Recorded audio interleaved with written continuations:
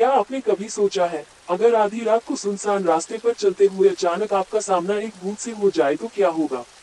एक छोटे से गांव में दो बहनों के साथ कुछ ऐसा ही हुआ।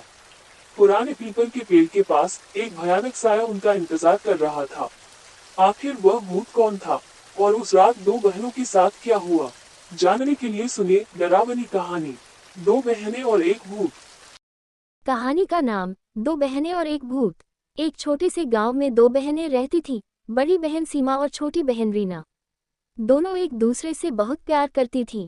उनका घर गांव के किनारे पर था, जहां पास ही एक पुराना पीपल का पेड़ और एक टूटा हुआ कुआं था। गांव के लोग कहते थे कि वहां रात को भूत दिखाई देता है। एक दिन शाम को दोनों बहनें खेत से घर लौट रही थीं। धीरे धीरे अंधेरा होने लगा। रास्ता उसी पुराने पीपल के पेड़ के पास से जाता था। रीना डरते हुए बोली, दीदी, लोग कहते हैं यहाँ भूत रहता है, क्या सच में?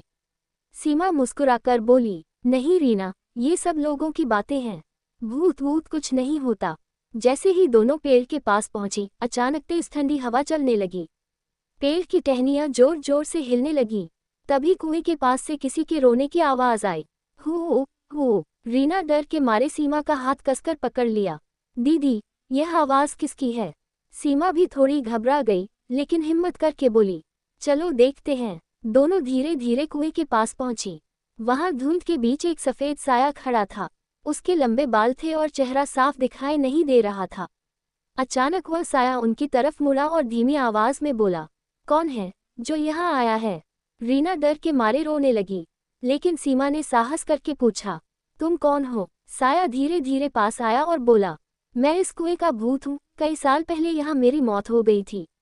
दोनों बहनें कांपने लगीं, लेकिन भूत ने कहा, डरो मत, मैं किसी को नुकसान नहीं पहुँचाता, मैं बस अकेला हूँ। ये सुनकर सीमा को उस पर दया आ गई।